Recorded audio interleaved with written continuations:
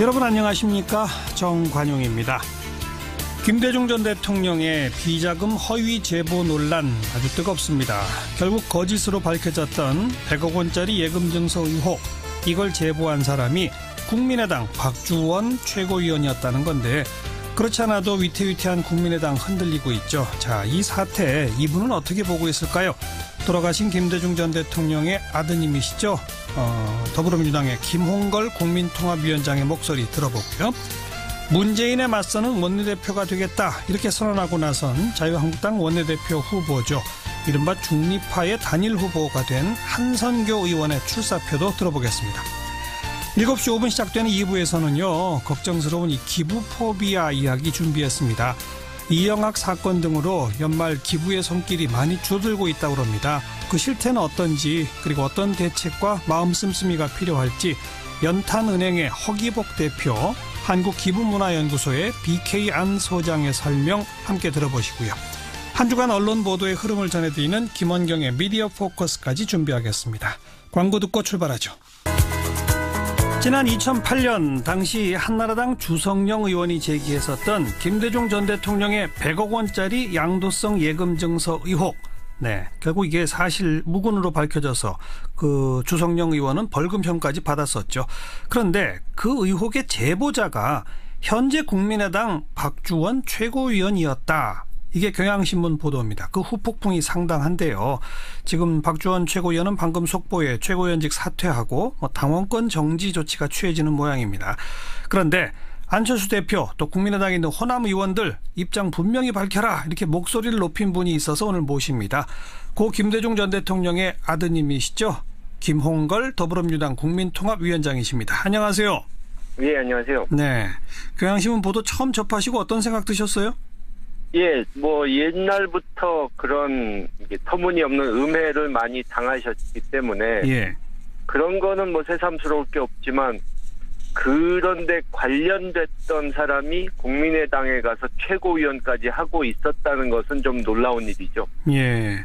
근데 처음 그 주성영 의원의 의혹 제기 당시부터 제보자가 박주원이다, 이런 얘기들은 그 정가의 주변에 있었다고 하던데, 혹시 김홍걸 위원장도 그런 얘기를 듣고 계셨었습니까? 저는 거기까지는 과거에 못 들었습니다. 왜냐하면 이제 박주원 현재 국민의당 최고위원이 검찰의 수사관으로 그 재직을 했고, 주성영 의원은 검사 출신이고 함께 근무했던 인연, 이런 것 때문에 정치권 내에서 좀 얘기가 왔다 갔다 했던 것 같은데, 제가 왜 이 얘기가 왔다 갔다 했다는 걸 알려드리는 그 말씀을 드리냐면, 그 정도 정치권에서 특히 박지원 의원이 그런 얘기를 하던데, 그런데 그런 분이 국민의당에 들어와서 최고위원을 한다? 이거 어떻게 생각하세요? 글쎄요, 근데 박지원 의원께서 그런 풍문을 들으셨다면, 예, 왜 그런 분이 이 최고위원까지 하는데 이의를 제기하지 않으셨는지, 예, 그건 좀 궁금하네요. 그러니까요. 제가 궁금해서 여쭤보는데 같이 궁금하시다 그러면 어떡합니까? 저도 그 부분에 대해서는 오늘서야 들었기 때문에, 네, 네. 그러니까 들은 분들이 있었다면, 국민의당 내에서 들은 분들이 있었다면, 예, 뭔가 이의를 제기하고 이 본인에게 해명을 요구했어야 하는 것이 아닌가, 예. 그런 생각이 드는 거죠. 예. 우리 김홍걸 위원장께서는 SNS에 안철수 대표, 또 국민의당에서 그 호남 지역 의원들 이제 입장 분명히 밝혀라, 이렇게 말씀하셨는데 어떤 취지입니까? 그러니까 처음부터 안철수 대표는 정치 시작할 때부터 그 이명박 박근혜 세력보다는 민주당 쪽을 더 적대시했던 분 아닙니까? 그리고 소위 친안 세력이라는 사람들 중에도 과거에 이명박 박근혜 측과 인연이 있던 사람들이 좀 있거든요. 예. 그러니까 색깔이 불분명한. 예. 근데 그런 사람들과 호남 쪽 의원들과는 여러모로 정서가 맞지가 않음에도 불구하고, 예, 이제 서로 필요에 의해서 그동안 불편한 동거를 했던 것인데, 예, 그분들이 그동안은 똑같이 김대중 정신을 계승한다, 노선과 철학을 따른다, 이런 말을 했지만, 예, 이제는 분명하게 입장을 밝힐 때가 됐다 이거죠. 네. 어떤 입장을 밝혀야 한다고 보십니까? 그러니까. 그동안에 내세웠던 것은 거짓이란 것이 이제 지금 계속 밝혀지고 있지 않습니까? 예. 안철수 대표만 해도 지난 연초부터 대선을 앞두고 계속 우클릭을 해가지고 뭐 바른정당과 통합하겠다고 적극 나서고 있고, 예. 바른정당과 통합이 되면 나중에는 뭐 보수 대연합 얘기까지도 나올 정도니까요. 예. 네. 그러니까 완전히 처음 정치를 시작했을 때와는 완전히 다른 방향으로 가고 있다는 거죠. 예. 그거를 분명히 해라. DJ 정신 계승한다 이런 소리 하지 말고 그 말씀이군요. 예. 그렇죠. 네. 그러면 지금 국민의당에 있는 호남 지역 의원들은 어떻게 해야 합니까, 그럼? 그러니까 그분들도 안철수 대표가 뭐 자기들과 좀 생각이 다르다 뭐 이 정도로만 얘기를 할 것이 아니고, 예. 뭐 앞으로 정치적 행보를 어떻게 할 것인지, 바른정당과 통합 반대한다 이런 소리만 할 게 아니고, 예. 그동안에 뭐 김대중 당이다 호남당이다 이런 소리를 떠들어 왔던 사람들이기 때문에 예. 이제 호남의 유권자들에게 이 자신들이 그동안 해왔던 말들을 해명하고, 예. 앞으로 어떻게 할 것인지를 분명히 태도를 밝힐 때가 왔다는 말이죠. 예. 박지원 의원은 돌아가신 아버님께서 비서실장으로 오랫동안 측근해 두었던 분이고, 뭐 천정배, 정동영, 뭐 박주선 이런 모든 그 중진 의원들 다 사실 김대중 전 대통령이 아껴서 키운 정치인들 아니겠습니까? 예. 지금 대통령 살아 계셨다면 이 의원들한테 뭐라고 했을까요? 글쎄요, 그분들이 말로는 이 김대중 정신을 따르겠다 하지만, 김대중 정신이란 것은 이제 눈앞에 작은 이익에 연연하지 않고 대의를 쫓는 것이 김대중 정신인데, 네. 결국 이분들은 그 정치 생명 연장만을 위해서, 금배지 한 번 더 달기 위해서 어떻게 보면 좀 불순한 거래를 한 거죠. 네. 자기들과 맞지 않는 세력이라는 것을 알면서도 이 안철수 대표 측과 손을 잡은 것 아닙니까? 예. 결국 그 대가를 치르는 것이라고 볼 수 있는 거죠. 네. 아마 그 부분을 돌아가신 어른께서도 살아 계셨다면 그런 부분을 한탄을 하셨을 것 같습니다. 배지 한 번 더 달자고 불순한 거래 하지 마라 이렇게 일갈하셨겠군요. 예. 네, 오늘 여기까지 말씀 듣겠습니다. 고맙습니다. 예, 감사합니다. 더불어민주당의 김홍걸 국민통합위원장이었습니다.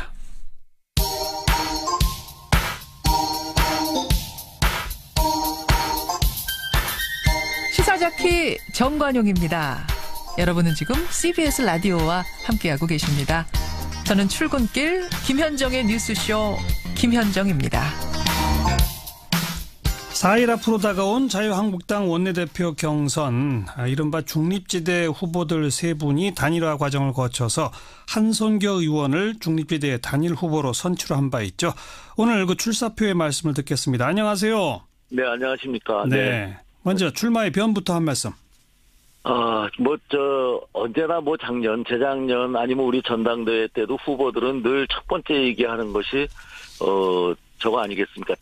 개파 종식, 이런 얘기를 하고, 이번도 틀림없이 첫 번째 정신은 개파, 종식인데, 개파 갈등. 예. 이 중립지대 후보가 생기고 중립지대에 그런 개파 종식을 원하는 의원들의 숫자가 꽤 많습니다. 그분들에 의해서 원내대표가, 다시 얘기해서 제가 원내대표가 된다면 이번에는 어떻게든 한번 이뤄볼 수 있는 기회가 오지 않을까.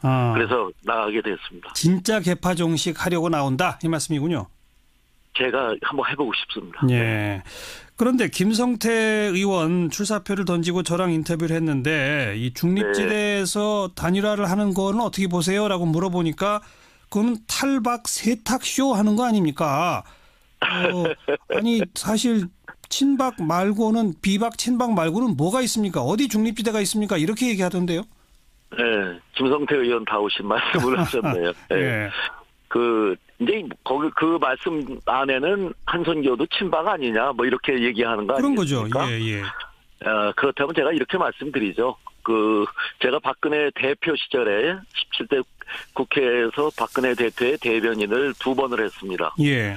또 지금도 이 추운 겨울에 구치소 독방에서 외롭게 계신 박근혜 대통령의 그 처지가 가슴이 아픕니다. 예. 이렇다고 해서 제가 친박이라고 그러면은 전 분명히 친박입니다. 예. 하지만은 예. 박근혜 대표 혹은 박근혜 대통령 시절에 호가호의를 했다든지 홍준표 대표 말대로 어떤 뭐 고위직에 올랐다든지 했다면 그들을 친박이라 한다면 전 친박이 아닙니다. 예. 네. 즉 대통령 시절에 뭔가 이렇게 권력 핵심에 있었던 적이 없다. 그걸 뭐 탐하지도 않았고요. 네. 저는 그래서 내가 가끔 홍문종 선배한테도 그래요. 저 친박이에요 아니에요? 그러면 한영도 친박이지 그래요. 근데 왜 친박 모임에 나 한 번도 안 불러줬어요? 저 불러준 적이 없어요. 예. 그래서 난 이제 친박이 아닌가 보다 하는 것을 18대부터 느꼈습니다. 예. 지금 그 소위 친박으로 분류되는 홍문종, 유기준 두 후보가 또 있지 않습니까? 네. 이 두 후보는 친박 세력 내에서의 단일화 안 한답니까? 그 저한테 물어보시면 어떡해요? 그러면 그러니까 이 4일 앞인데 그러니까 4파전으로 그냥 일단 1차 투표까지 가는 겁니까? 어떻게 되는 겁니까? 오늘 아침에 초선들 초청으로 그 후보 토론회가 있었는데 예. 거기에 오늘 네 명이 같이 했습니다. 그래서 그냥 네 분이 끝까지 가는 거 아닌가 내가 쓱 물어봐도 아직 뭐 그렇게 단일화 계획이 없다고 그러는 것 같죠. 네. 그래요. 그러면 지금 이른바 김성태 후보는 친홍으로 홍준표계로 이제 분류가 되지 않습니까? 그래서 예, 언론에서 그렇게 얘기합니다. 예, 그러니까 구도를 그러면 친홍 대 반홍, 뭐 홍준표 대표의 사당화를 막자 이렇게 가려면 사실은 한성교 의원까지를 포함해서 유기준, 홍문종 세 후보가 다 단일화를 해도 시원찮을 판인데 이 4파전으로 가면 어떻게 될까요? 그러니까는 이제 친박과 저와의 단일화 말씀을 하시는 것 같은데요. 예. 그러면 소위 저희를 지지해주고 계신 지금 중간에 계신 중립지대에 있는 의원들에 대한 예의도 아니고요. 예. 또 우리가 개파 종식하자는 그 중립 선언의 그 정신에도 맞지 않는다고 생각합니다. 예. 결국에는 범친박이 모여서 반홍의 세력을 구축했구나. 결국 도로 어떤 구도의 싸움이고 개파의 싸움으로 가는구나. 예. 그건 제가 원하는 것은 아니라서 예. 그러한 또 한 번의 단일화는 저는 현재로서는 그렇게 좋은 것 같지는 않습니다. 예. 1차 투표에서 무난히 과반을 얻을 자신 있으십니까? 어떠세요? 아니 그거 없습니다. 그저 2위를 하면 좋겠습니다. 2위 하면 그러면 뒤집을 수 있나요? 뭐 그렇게들 예상들은 하고 있습니다. 오히려 1위가 좀 불안한 거 아닌가. 예. 결선으로 가게 되면은. 예. 뭐 보통의 그 결선 투표라는 게 그러지 않습니까? 그래서 어떤 정당에는 결선 투표제를 하자 뭐 이런 주장을 할 때도 있었는데. 예.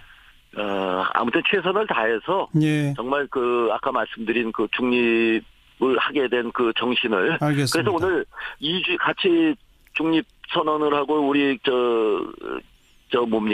단일화를 했던 이주영 의원님께서 흔쾌히 하셨지만 제가 고생은 많이 했죠. 정책위 의장으로 런닝메이트. 네네. 런닝메이트 하셨죠. 중요한 저는 사건이라고 알겠습니다. 생각합니다. 예. 네. 지금 1등은 자신 없고 2등 했으면 좋겠다라는 게 일단 김성태 의원이 좀 세니까 과반에 미달하는 1등하고 한성교 의원이 2등하면 결국은 친박 표가 한성교 의원한테 몰려갖고서 뒤집을 수 있다 이런 얘기인데 그건 결과적으로 또 범친박이 뭉치는 거 아닐까요? 그것은 저희들이 인위적으로 단일화를 해갖고 친박이랑 단일화를 해서 평가해 주십시오가 아니고요. 예.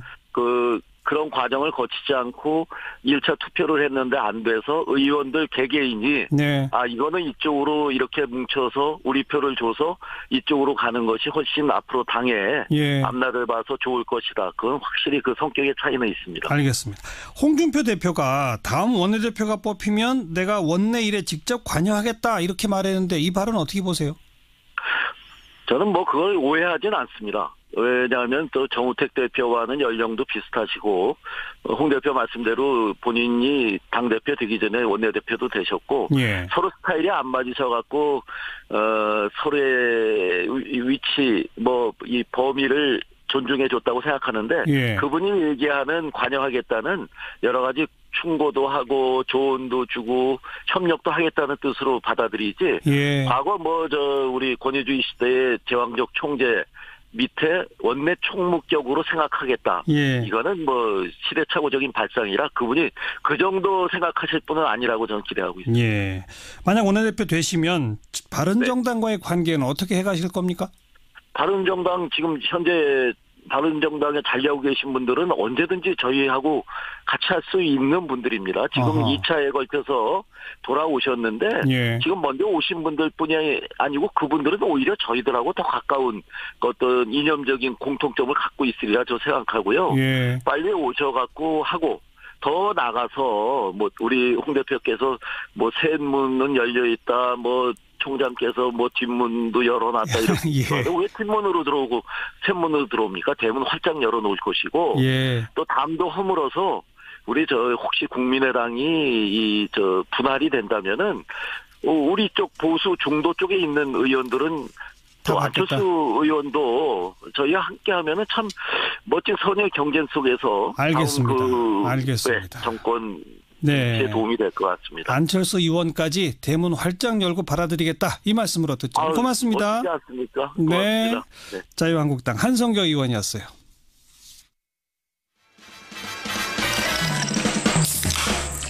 윤태곤의 뉴스 사이다. 윤태곤 실장 어서 오십시오. 네, 안녕하세요. 내일이 벌써 박근혜 전 대통령 탄핵 1주년이네요. 그렇습니다. 박 전 대통령이 이제 뭐 한참 1심 재판 받고 있잖아요. 벌써 1년이니까 싶은데 뭐 앞으로 이제 역사의 한 페이지를 장식하겠죠. 네. 뭐 정치권에서 다들 의미 부여하고 있죠. 여당인 민주당, 당시에 1야당이었던 민주당이 제일 활발하고 그다음에 국민의당이 의미 부여를 하고 있고 자유한국당하고 바른정당은 극도로 말을 아꼈어요. 하하. 각 당의 분위기가 이제 그대로 반영이 되는 거죠. 한 당 한 당 정리해 봅시다. 예. 민주당은 뭐 백서 발간했다고요? 맞습니다. 그 당시 원내대표였던 우상호 의원, 수석부대표였던 박완주 의원 주도로 탄핵 백서를 발간을 했어요. 행사도 여러 개를 하던데 이제 우상호 의원이 국회의원회관에서 박근혜 국회 탄핵의 정치사적 의미와 한국 정치의 시대적 과제라는 이름의 이제 토론회도 개최했습니다. 예. 그리고 이게 민주당의 행사는 아니지만은 모든 날의 촛불 제목을 들으시면 이제 내용이 짐작이 가실 텐데 이 다큐멘터리 영화 국회 상영회가 있었어요. 박주민, 표창원 의원 등 민주당 의원들이 많이 참석을 했습니다. 네.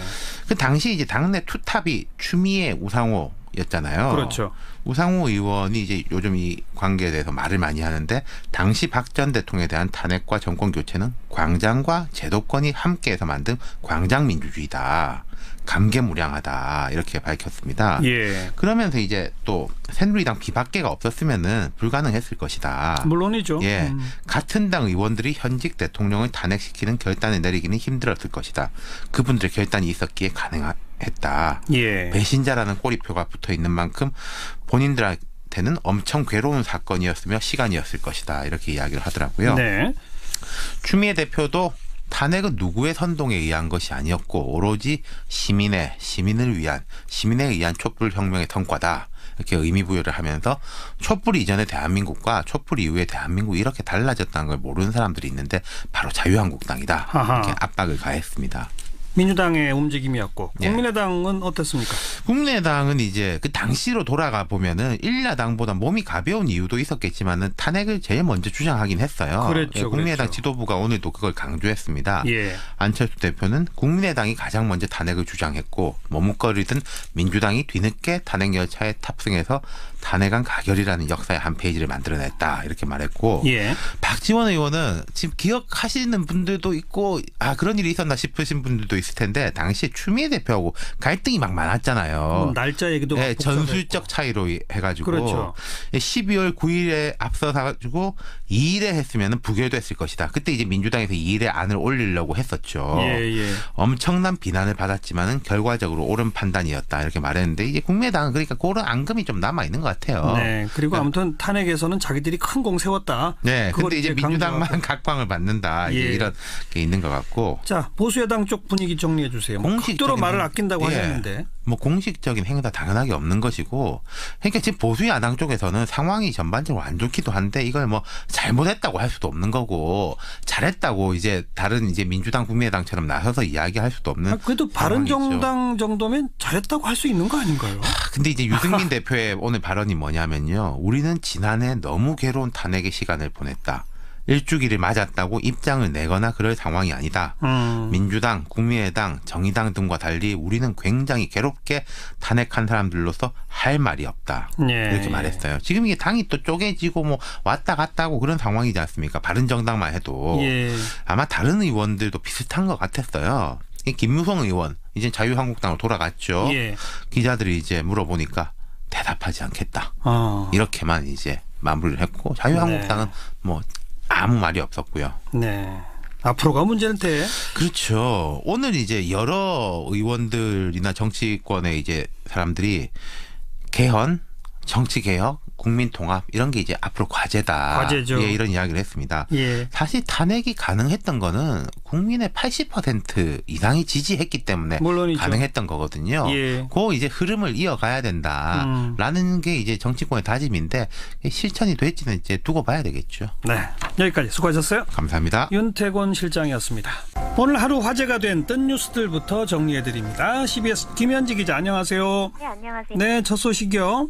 네, 신세계그룹이 내년 1월부터 주 35시간 근무제로 전환합니다. 어허. 현재 우리나라 법정 근로시간은 주 40시간이죠. 그런데 여기서 5시간이 줄면서 신세계그룹 직원들은 약 20일 뒤부턴 하루 7시간만 근무하면 되는 겁니다. 예. 9시에 출근해서 5시에 퇴근하는 9to5가 되는데요. 이 주 35시간 근무는 국내 대기업으론 신세계가 처음입니다. 회사 측은 쉴 땐 쉬고 일할 때 일하는 기업 문화를 만들겠다는 포부입니다. 월급도 줄어드는 거예요? 월급은 그대로예요? 예, 그게 다들 궁금하실 텐데 월급은 그대로입니다. 아하. 예, 게다가 매년 정기적인 임금 인상도 추가로 진행한다는데요. 신세계의 이런 움직임은 이 근로시간 단축의 필요성을 국내 많은 기업들도 알면서도 이 막상 임금 하락에 대한 합의점을 찾지 못해 시행하지 못하는 것과 상당히 대조적입니다. 예. 예, 이에 누리꾼들은 하청업체도 함께할 수 있게 시스템을 정비하면 좋겠다는 긍정적인 반응을 보이면서도 이 실제 시행되는 모습을 지켜보고 평가하자 또 신세계 근무시간 줄인 것을 협력사가 떠안으면 양극화는 극심해질 것이란 우려도 보이고 있습니다. 그렇죠. 예, 또 선진국들은 9to5 한지 오래라면서 우리나라의 근로문화를 꼬집기도 했습니다. 제대로 정착시켰으면 좋겠네요. 잘 지켜봅시다. 네. 다음 뉴스요. 네, 대표적인 가상화폐죠. 이 비트코인이 급등을 넘어 세계적으로 폭등 현상까지 나타나고 있습니다. 가상화폐 거래소에 따르면 지난달 26일 이 1,000만 원을 돌파하면서 화제가 됐던 비트코인 가격이 어젯밤부터 5시간 만에 약 500만 원이 급등한 건데요. 어허. 오늘 장중 최고 2,395만 원까지 거래됐습니다. 불과 열흘 만에 2배나 급등한 겁니다. 왜 이렇게 인기가 많아요, 이거? 예, 비트코인이 이 조만간 제도권에 편입될 것이란 기대감 때문인데요. 문제는 이게 최고점을 찍은 뒤 갑자기 또 500만 원 가량이 순식간에 떨어졌다는 겁니다. 예. 비트코인은 올해 초만 해도 약 100만 원 정도였거든요. 이때도 거품이니 투기니 이런 얘기들이 나왔는데 불과 11개월 만에 19배가 치솟았다가 또 하루 만에 수백만 원이 떨어지는 등 불안전성 역시 커지는 양상입니다. 예. 또 지난주에도 2시간 만에 장중 10% 낙폭을 기록한 부족하기도 했고요. 이에 따라 전문가들은 1990년대였죠. 이 인터넷 기업의 성장이 전망되면서 막대한 자금이 유입됐다가 열기가 꺼지자마자 순식간에 폭락했던 일명 닷컴 버블과 비슷하다면서 신중한 투자를 당부했습니다. 조심해야 됩니다. 예. 다음 뉴스요. 네, 오늘 한 고등학교에서 점심 급식 메뉴로 랍스터가 나와서 화제가 되고 있습니다. 그래요? 예, 울산 세인고등학교 얘기인데요. 이 랍스터 저도 참 좋아하는데 이 비싸서 1년에 한 번 먹을까 말까한 고급 요리죠. 그런데 4,000원 남짓한 학교 급식으로 랍스터가 그것도 한 명당 한 마리꼴로 나오자 학생들이 환호하면서 즐겁게 식사를 했고요. 예. 이 모습이 담긴 사진이 인터넷에서 많은 관심을 모았습니다. 어떻게 된 일이에요? 예, 학교 측에서 직접 준비를 했다고 해요. 이 세인고 주변은 산업단지랑 공장들이 둘러싸고 있어서 교육 환경이 상당히 열악한데요.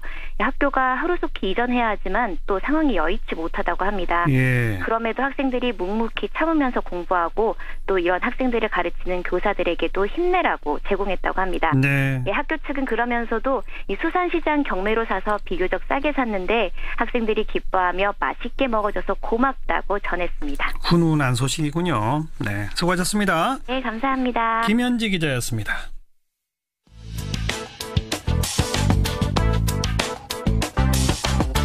궁금한 뉴스, 만나고 싶은 사람. 시사자키 정관용입니다. 2부를 듣고 계십니다.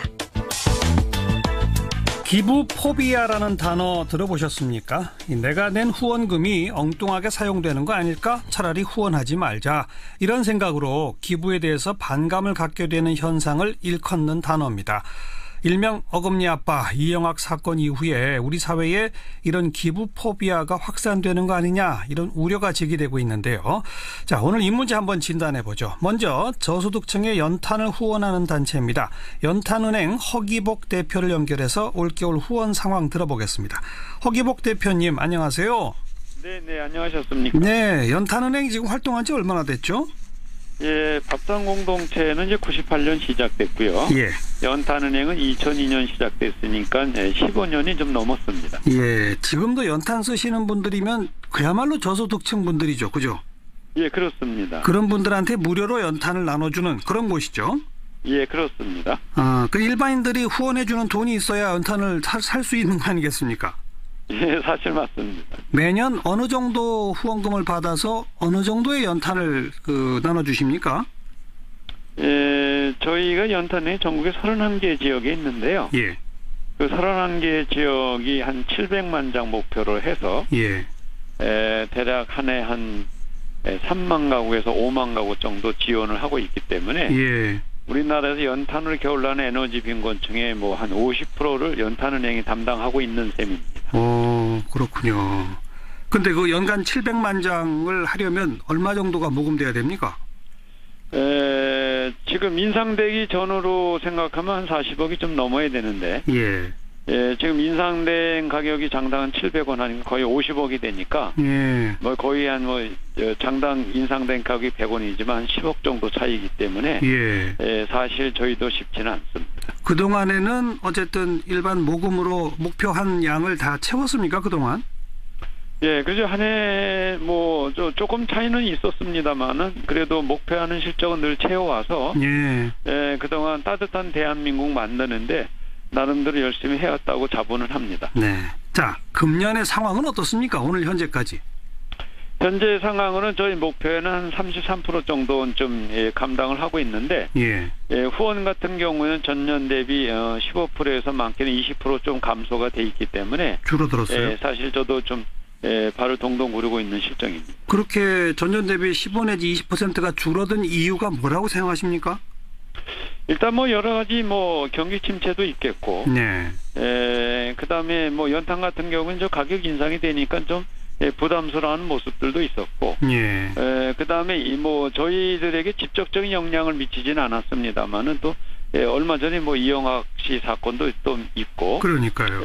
그런 거 있다 보니까 좀 우려하는 목소리가 있다 보니까 그렇게 되지 않았나 하는 생각도 없지 않아 갖고 있습니다. 우리 연탄은행에 기부하시는 분들은 기업체나 이런 쪽이 많습니까? 개인이 많습니까?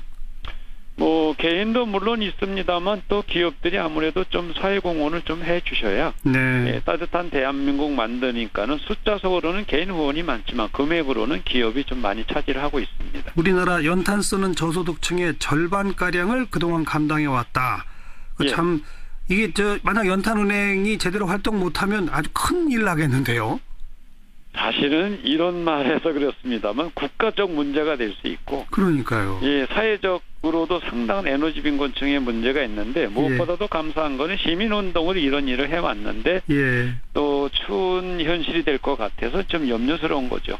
게다가 지금 추위가 일찍 찾아왔기 때문에 모금이 안 되더라도 저소득층한테 연탄은 주셔야 될 거 아닙니까? 모금이 안 되면 외상으로 빚 내서라도 어쨌든 겨울나긴 해드려야 됩니다. 계속 연탄 받아오던 그분들한테는 빚을 내서라도 일단 연탄이 가고 있군요. 그렇게는 해야 됩니다. 어쨌든. 그랬다가 목표한 모금이 안 거치면 그 빚을 어떻게 갚습니까? 저도 주머니 털고 사회 보시는 우리 정관용 선생님도 도와주십시오. 약속하겠습니다. 감사합니다. 적자 보시면 저도 그 십시일반 거들도록 하고요. 지금 현재 오늘 시점 한 15 내지 20% 줄어들었다. 근데 보통 왜 연말 가까워질수록 모금이 이게 한꺼번에 집중되는 경향이 우리나라에 있지 않습니까? 네네. 어떻게 금년에 좀 어떠세요? 지금 걱정이 많이 되세요? 연말 되면 괜찮겠지 이런 생각이세요? 현재 추세로는 걱정이 많이 되고, 그러나 또 연말 되면 뭐 또 언론 매체에서 좀 이웃들을 살피자는 그런 여론도 좀 형성이 되고, 그다음에 연말 분위기가 타면은 후원이 좀 늘어나지 않을까 하는 기대를 갖는데, 이게 만약에 기대가 가면 되지 않고 현실로 가야 되기 때문에 그냥 막연히 뭐 기대만 가질 수는 없는 현실이죠. 오늘 이 방송 들으시는 분들한테 딴 것도 중요하지만 연탄은행 관심 갖고 좀 참여해 주십시오. 제가 호소 좀 드리겠습니다. 네, 감사합니다. 고맙습니다. 네. 연탄은행의 허기복 대표의 말씀을 들었고요. 자, 우리 한국기부문화연구소 BK 안 소장님을 연결해서 조금 더 집중적으로 이 문제 분석해 보겠습니다. 소장님 안녕하세요. 안녕하세요. 방금 연탄은행도 한 15 내지 20% 줄어들었다는데. 그렇다네요. 지금 다른 곳들도 대체로 그렇습니까? BK 안 소장님 파악하신 바 어때요? 저도 한 15에서 한 20 정도로 봤는데, 어쨌든 뭐 작년보다 못하는 거는 많은 거는 확실한 것 같고요. 거의 모든 단체가. 그렇죠. 근데 이제 더 낫다고 하는 단체는 아직 제가 못 들어봤고요. 이제 문제는 이제 실제 온도 차하고 이제 체감 온도 차이가 이제 크니까, 이제 심리적으로 이제 마침 이제 너무나 이제 뭐 기부 한파라고 그럴까요? 이제 이러니까, 좀 더 걱정입니다. 심리적으로. 그 소위 어금니 아빠 사건이 영향을 크게 미쳤다고 생각하세요? 어떻게 생각하세요? 물론이죠. 이런 비유가 어떤지 모르겠습니다만 작년도 이제 국정농단 사건 같은 경우는 사실 우리 그 기부자가 맷집이 그렇게 좋지 않거든요. 우리 한국 기부자들이. 근데 머리를 이제 맞은 거나 마찬가지고. 전에 그 새 희망 씨앗이라고 하는 이제 그 재단이 이제 벌였던 문제가 바로 사람의 가슴을 친 거였고요. 새 희망 씨앗이 100억 원대인가 그렇죠. 126억 한 사건이 있어요. 그다음에 요번에 이제 이영학 사건 같은 경우는 100억 밑에를 사람의 급소를 친 거나 마찬가지이기 때문에 이렇게 짧은 시간에 이 세 사건이 한꺼번에 있었던 사건 저 자신도 아직 경험을 못했기 때문에 우리 많은 기부자들이 굉장히 상당히 어떤 패닉에 빠졌을까? 혹은 일단 트라우마에 있는 지경인 것 같습니다. 그 영향이 직접적으로 지금 모든 단체의 15 내지 20% 위축 이 숫자로 나타나고 있는 거군요. 그렇지만 아직까지는 잘 모르죠. 아까 말씀하신 대로 이제 금년을 더 두고 봐야 되는데 연말에 집중되니까. 그렇죠. 우리 이제 국민성이 이제 막판 뒤집기라는 게 있지 않습니까? 작년도도 똑같은 얘기를 하다가 막판에 한 10일, 20일 남겨놓고 해서 결국은 다 그 온도 게이지가 다 찬 경우를 많이 봤기 때문에 저도 그런 기대를 좀 하고 있습니다. 우리 BK 안 소장께서는 외국의 기부 문화도 많이 접하시고 비교 검토하고 계시지 않습니까? 소위 기부 선진국이라고 하는 나라들도 이런 비리 사건들이 가끔씩 터집니까? 어떻습니까? 맞습니다. 우리나라보다 더 끔찍한 사건들이 사실 많이 있고요. 그래요? 그런데 이제 이런 아무리 기부 선진국이라도 전혀 이런 사건이 없을 수는 없는데 문제는 이런 사건을 어떻게 대응하느냐가 더 큰 문제죠. 이제 아무래도 우리나라 같은 경우는 이런 이제 기부 문화가 이제 민낯을 그대로 이제 보여줬지만 예. 이걸 이제 어떤 그 교훈으로 삼고 다시 이런 일들이 똑같은 일들이 반복이 돼서는 안 되지 않겠습니까? 예. 그래서 이게 문제가 좀 있습니다. 이게 사람들이 너무 그 감시가 소홀하다고 생각했는지 뭐 규모 면에서도 이런 문제가 점점 더 커지고 안정적으로 좀 발전되고 있어요. 예. 네. 그러니까 기부 13% 정도, 미국도 한 13% 정도 전체 보금의 13%가 이렇게 뭐 후원금 유형으로 드러나는 걸로 나와 있습니다. 통계상으로. 무려 13%나요? 예. 그렇죠. 그리고 우리나라 같은 경우는 이거보다 더 많을 것으로 불행히 더 많을 것으로 이제 보죠. 우리는.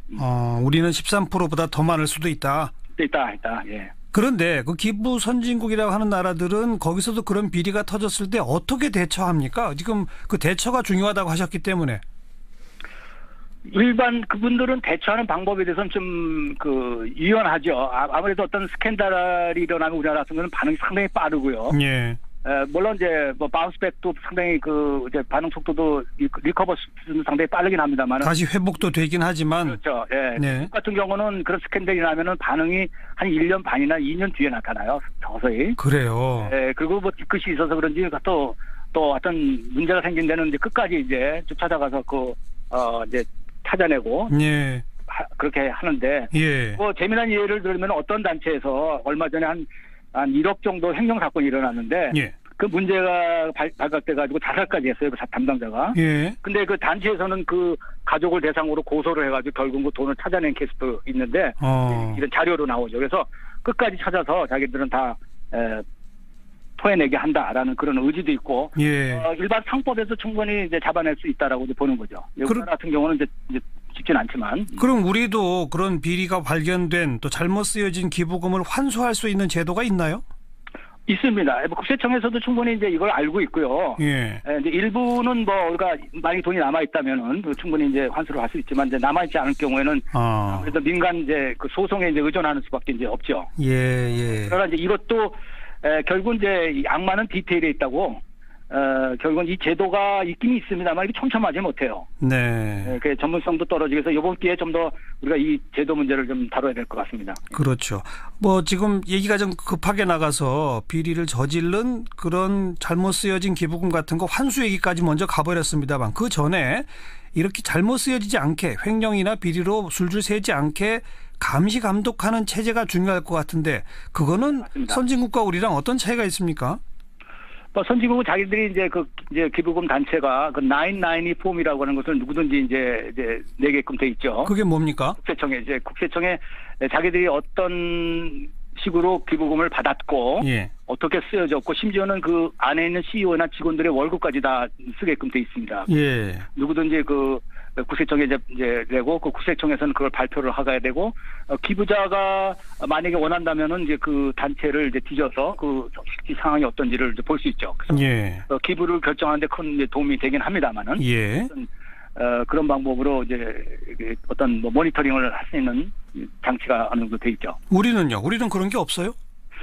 노력은 많이 하고 있어요. 뭐 예를 들면 가이스타 같은 경우도 이제 미국 모델을 만들어서 우리도 국세청에서 받은 그 자료를 가지고 이제 공표를 하고 있습니다만 이렇게 반응들이 아주 뜨겁지는 않고 있어요. 그래서 이번 기회에 많은 분들이 이제 그런 그 가이스타 같은 걸 잘 이용해서 이렇게 감시망을 좀 더 촘촘히 만드는 그런 기회가 됐으면 좋겠습니다. 한국적 기부 문화의 특징은 뭡니까?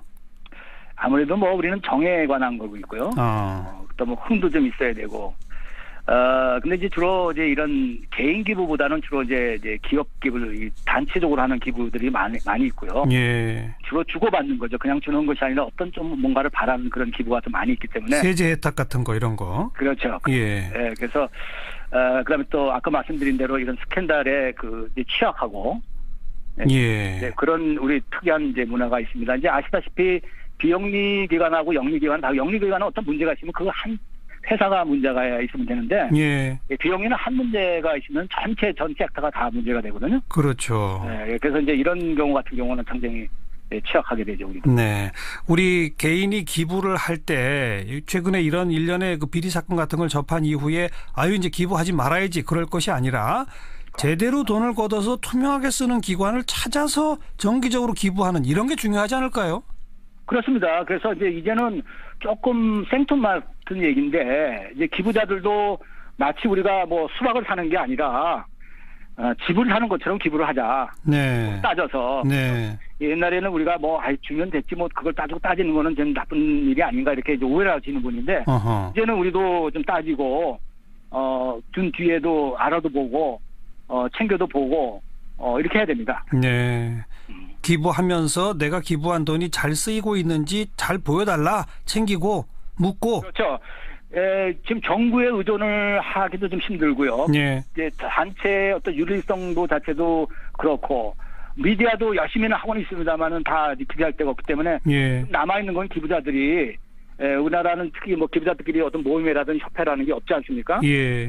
그래서 목소리를 못 내고 있지만은 이번 기회에 자기가 이제 각자 자기가 낸 그 기부금이 어떻게 쓰이는지를 꼼꼼히 따지는 그런 그렇죠. 문화가 필요할 것 같아요. 예. 또 그렇게 시민들이 따지고 들수록 아주 투명하게 잘 활동하는 단체들이 점점 더 규모를 키우고 좀 문제 많은 단체는 저절로 사라지고 이렇게 되는 거 아니겠습니까? 이거 자연적인 비영리 시장의 논리죠. 바로 그게. 그렇죠. 네, 뭐 비록 좀 불미스러운 사건들이 있었지만 차제에 좋은 기관 찾아서 기부하기 운동 이런 게 좀 펼쳐졌으면 좋겠네요. 예, 물론입니다. 반드시 필요합니다.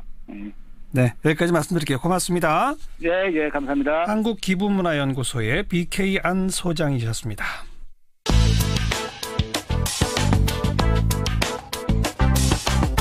궁금한 뉴스, 만나고 싶은 사람. 시사자키 정관용입니다. 2부를 듣고 계십니다. 사운드 오브 뉴스 시간입니다. 김민아 기자 어서 오세요. 안녕하세요. 들어볼 소리는요. 이른바 검찰의 돈봉투 만찬 사건 때 김영란법 위반으로 기소된 이영렬 전 서울중앙지검장 기억하실 텐데요. 네. 오늘 1심에서 무죄 판결받았다고 하는데 관련한 소리를 들어보시죠. 문재인 대통령은 돈봉투 만찬 사건에 대한 이영렬 검사장의 경력금 제공의 이유와 배경은 엄정히 조사하여 청탁금지법 등 법률 위반이 있었는지 감찰을 지시했습니다.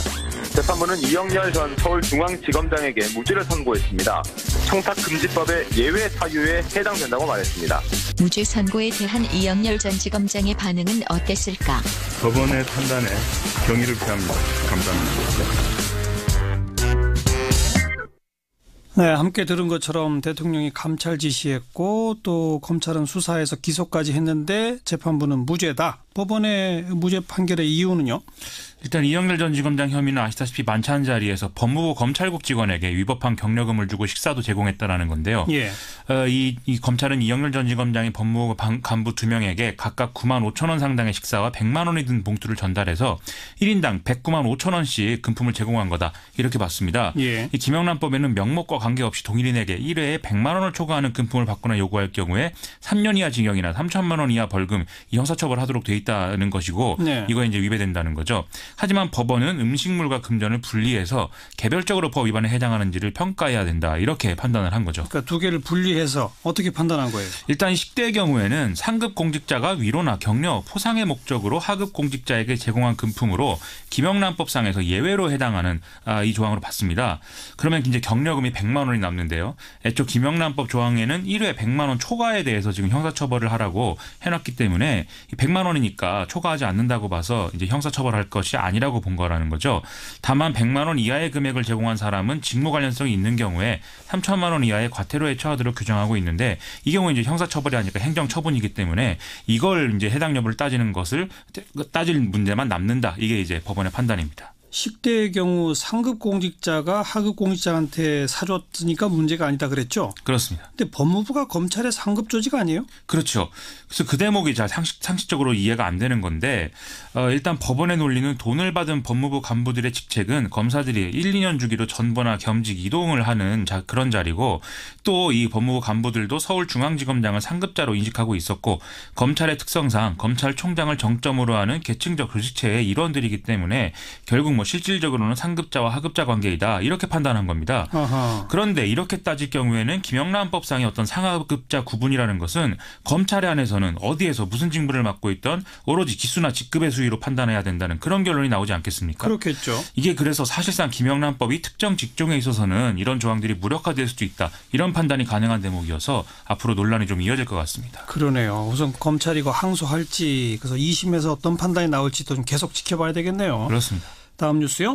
트럼프 미국 대통령이 예루살렘을 이스라엘 수도로 인정한다 이렇게 입장을 밝히면서 혼란이 확산되고 있는데요. 애초에 이달 말에 마이크 펜스 미국 부통령이 마무드 아바스 팔레스타인 자치정부 수반을 만나는 일정이 잡혀 있었습니다. 그런데 오늘 팔레스타인 자치정부의 집권당 파타가 사실상 회담 취소 의사를 밝혔다 이런 보도가 또 나오고 있습니다. 예. 렉스 틸러슨 국무장관은 어제 트럼프 대통령이 1995년 의회가 승인한 법안을 실천하고 있을 뿐이다. 미국은 이스라엘과 팔레스타인의 평화 협상을 원하고 있다 이렇게 얘기를 했고요. 니키 헤일리 유엔 주재 미국 대사도 미국 정부가 뭐 양국 간에 한쪽 편을 드는 그런 일은 없다. 이런 발언에서 좀 진화 시도를 하고 있는데 좀 진정이 안 되는 그런 모양새입니다. 지금 반미 시위가 확산된다면서요. 팔레스타인의 무장정파 하마스는 분노의 날을 지금 선포한 상태고 민중봉기를 시도하겠다 이렇게 입장을 밝히고 있고요.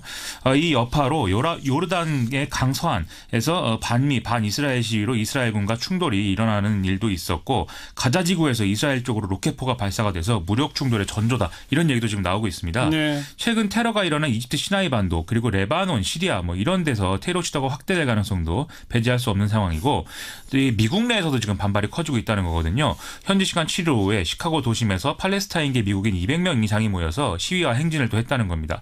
이렇다 보니까 유럽연합과 이 소속 주요국들 그리고 교황까지 예루살렘에 대한 기존 해법을 좀 유지할 필요가 있다는 입장 계속 강조하는 그런 상황이네요. 이번에 트럼프 대통령이 또 초강수를 던진 거는 결국은 국내 정치용이다. 이런 해석도 또 나오대요. 그렇습니다. 이 지금 뭐 문제가 되고 있는 러시아 스캔들 진화 그리고 현재 진행 중인 엘라베마주 상원의원 보궐선거 그리고 내년 중간선거 뭐 이렇게 쭉 겨냥을 해서 공화당 주류의 주요 지지축인 이른바 뭐 기독교 복음주의자와 재력을 갖춘 유대인 집단 여기에 어필하기 위해서 이런 일을 한 것이다. 이런 해석이 지금 지배적인 상황인데요. 하지만 백악관은 뭐 그런 차원이라기보다는 새롭게 지금 입안된 중동 전략을 실천하는 과정의 문제이다. 이런 입장을 지금 또 내비치고 있습니다. 팔레스타인 자치정부하고 애초에 예루살렘을 이스라엘 수도로 인정하는 방안에 대해서 뭐 어느 정도 합의를 이뤘다. 뭐 이런 얘기인데 뭐 확인할 수 없는 일이지만 실제로 그랬다고 하더라도 이런 상황에서는 아마 목표한 바를 이루기 어렵게 된 거 아니냐. 이런 평가를 할 수밖에 없는 것 같습니다. 협상을 위한 최강수 던지기. 이게 트럼프 대통령식 협상 전략이 또 쓰이는 거군요. 그런 설명입니다. 다음 뉴스는요. 문재인 대통령이 전군 지휘관을 초청해서 오찬을 가진 자리에서 조기 전시작전 통제권 전환을 추진하겠다 이런 의사를 다시 밝혔는데요. 굳건한 한미동맹을 바탕으로 우리 군의 한미연합방위 주도 능력을 확보하는 게 전작권 전환의 관건이다 이렇게 강조를 했습니다. 또 책임 국방 구현을 위해서 우리 군의 핵심 능력과 합동성을 실질적으로 강화해야 된다 이런 얘기도 했고요. 국방개혁을 통해서 국민으로부터 신뢰받는 강한 군대가 돼야 하고 자군 이기주의를 좀 과감하게 버려달라 이런 주문도 같이 내놨습니다. 뭐 전시작전권 전환 얘기는 살짝 하고 그 전제가 될 수 있는 자주국방, 국방개혁 이런 걸 강조한 것으로 해석이 되네요. 그렇습니다. 여기에 대해서 송영무 국방부 장관이 최소 희생을 통한 전쟁 종결을 완수하기 위해서 신개념 작전 수행 능력을 발전시키겠다 이렇게 또 화답을 했거든요. 좀 오늘 자리는 전반적으로 강한 군대를 만들자 이런 메시지에 좀 무게가 실리는 분위기였습니다. 이런 메시지는 당연히 또 지금 북핵 문제에 대한 우리 정부의 태도로도 읽을 수 있는 대목이 있는데요. 예. 문재인 대통령은 확고한 대북 억제력을 갖추는 것은 북한 도발과 한반도 전쟁 재발을 허용하지 않겠다는 의지의 표출이다. 이렇게 강조하기도 했는데 최근에 이제 미국의 선제 타격을 통한 전쟁을 용인할 수 없다. 이렇게 얘기한 거하고 좀 짝을 이루는 이런 이제 언급으로도 보이고 있습니다. 최근에 미국이 안보 불안을 이유로 해서 평창 올림픽 참가 여부에 불분명한 입장을 보인 상황이기도 해서 이런 이제 입장 표명이 어떤 영향을 미칠지에 좀 주목이 되고 있습니다. 방금 언급했지만 평창 올림픽에 미국이 안 와요? 정말? 좀 전문가들은 그렇게까지는 안 될 것이다라고 지금 전망하고 있는데요. 예. 일단 니키 헤일리 유엔 주재 미국 대사가 폭스뉴스와 인터뷰를 하면서 평창 동계올림픽에 미국 선수들이 참여하는 문제는 결정된 바가 없다. 이렇게 얘기를 했고 이후 백악관도 같은 내용의 입장을 연이어 밝히면서 좀 의문이 확산된 것은 또 사실입니다. 그런데 오늘 백악관이 미국은 한국의 동계올림픽에 참가하기를 기대하고 있다. 이렇게 밝혀서 좀 참가 쪽에 가까운 태도를 보여서 좀 안심이 되는 뭐 그런 상황이기도 했는데요. 하여간 이제 러시아가 약물 문제 때문에 간접적으로 참가하는 그런 처지가 된 상태에서 미국의 참가의 일정에도 이상이 생기면 그야말로 이제 흥행 실패가 될 수 있는 것인데 어쨌든 좀 이런 태도를 밝혀서 좀 다행이라는 생각이 듭니다. 미국이 결국은 올 가능성이 훨씬 크다. 지금은 그런 상황으로 해석이 되고 있습니다. 다음 뉴스는 정부가 오늘 공공기관 채용비리 점검 관련 관계부처 회의를 열고 특별점검 중간 결과 발표를 했는데요. 정부는 최근 감사원 감사를 받았거나 자체 감사를 마친 이런 뭐 53개 공공기관을 제외하고 나머지 공공기관 전체에 대해서 22일까지 특별조사를 진행하고 있습니다. 2013년부터 2017년까지의 채용 과정 전반을 대상으로 해서 현장 조사를 쭉 진행을 하는 건데 이번 중간 조사를 이 결과를 보면은 총 2,234건의 지적사항이 새롭게 드러나는 그런 상황입니다. 2,000건이 넘는다. 어떤 경우들이에요? 유형별로 보면 인사위 구성이 부적절했던 경우 이런 게 500건이 넘어서 가장 많았고요. 채용 관련 규정이 미비한 이런 경우도 거의 450건 정도에 달했습니다. 그 외에 모집 공고 위반, 부당한 평가 기준 도입, 선발 인원 변경 이런 문제들이 쭉 드러났는데 부정행위를 지시했거나 서류를 조작하는 등의 어떤 심각한 형태의 채용 비리도 상당수 발견됐다. 이렇게 지금 정부는 밝히고 있습니다.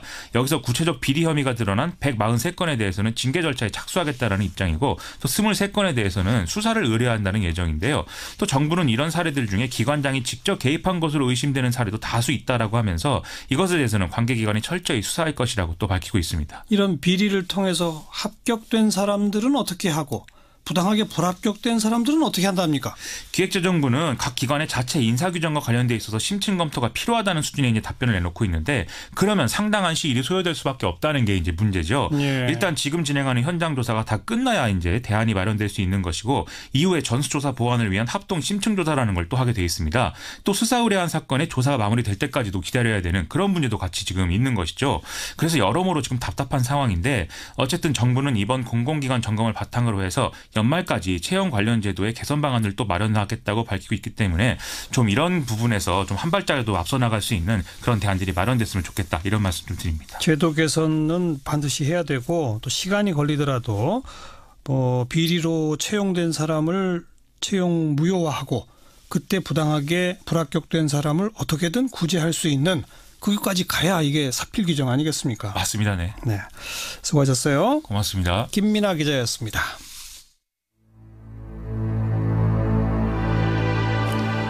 오래간만에 노래 한 곡 들을까요? 노래여 잠에서 깨라. 들국화의 노래입니다. 보는 미디어 포커스 시간입니다. 민주언론 시민연합의 김원경 사무처장 어서 오십시오. 안녕하세요. 지난주에 우리 방송에서 네. 그 방송이 어린이 인터뷰할 때 네. 인권 문제 꼭 챙겨야 한다 이런 네, 내용 네. 지적하셨지 않습니까? 예, 예. 아주 시의적절했는데 오늘도 방송이 관행적으로 저지르는 어떤 문제 또 네. 하나 지적하신다고요? 예.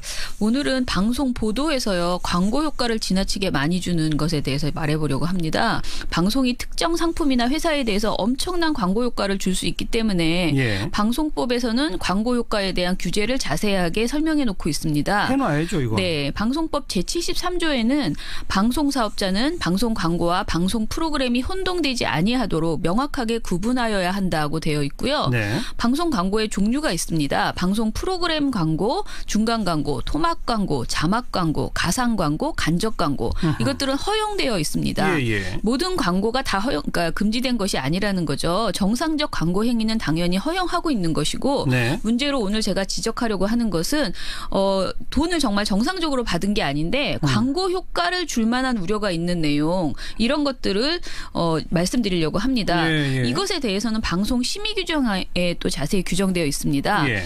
그런데 여기에서 뉴스 그러니까 보도 생활 정보는 특히 더 광고 효과를 주면 안 된다는 것이죠. 당연하죠. 네. 사람들이 뉴스 하면 더 믿잖아요. 그렇죠. 그러니까요. 네. 거듭 말하지만 객관성과 공정성이 생명인 보도 프로그램의 특성을 감안해서 보도에서는 어떤 유형이든지 돈을 받고 보도의 내용을 변경하거나 보도에 홍보성 아이템을 넣는 것이 할 수 없는 것으로 되어 있다는 것이죠. 그런데 네. 요 최근에 그런 걸 어긴 보도들이 많았다 이건가요? 예, 제가 보기에는 이런 보도가 자주 눈에 띕니다. 오늘 가지고 온 내용은요. 농협의 고기 자판기 관련 보도인데요. 고기 자판기? 네. 지난달 22일에 농협이 소고기와 돼지고기를 무인 자판기로 냉장 판매하는 시스템을 도입하겠다는 취지로 IoT 스마트 판매 시스템 출시 기념식을 열고요. 관련 보도자료를 배포했습니다. 네. 농협의 이 보도자료 배포 이후에 고기 자판기를 노골적으로 홍보하는 보도가 저녁 종합뉴스에 소개되기 시작했습니다. 예. 여러분들이 직접 판단하실 수 있게 제가 어떤 보도였는지 자세히 말씀드리겠습니다. 예. 먼저 MBC인데요. 11월 22일 고기도 자판기로 편하게 값싸게 이렇게 제목이에요. 네. 이 보도에서 농협이 처음 선보인 일명 축산물 자판기입니다. 한우 등심부터 한돈 앞다리살, 생고기와 양념고기까지 300g 단위로 소포장된 국내산 축산물 10가지 제품을 판매합니다. 가장 큰 장점은 역시 가격입니다. 라고 기자가 말합니다. 예. 화면에는요. 자판기에서 물건을 구매하는 시연 장면을 보여주고 시연까지. 네, 판매하는 상품의 이미지까지 별도로 정리해서 보여줍니다. 그리고 이틀 뒤인 11월 24일 채널A도 20% 싸게 한우 자판기 놓는다라는 제목의 보도가 나왔습니다. 앵커 멘트부터 읽어드리면 한우를 파는 자동 판매기가 등장했습니다. 갈수록 수입산 쇠고기에 밀리는 현실을 타개하기 위해서 우리 축산업계에서 내놓은 것인데요. 20%는 싸게 살 수 있습니다. 이게 앵커 멘트입니다. 네. 기자도 한우가 수입산 쇠고기에 밀리는 현실을 주부들의 입을 빌어서 먼저 보여준 다음에 이를 극복하기 위해서 한우업계도 아이디어를 내놨다라고 말하고 채널A는 직접 기자가 자판기 앞에서 시연을 합니다.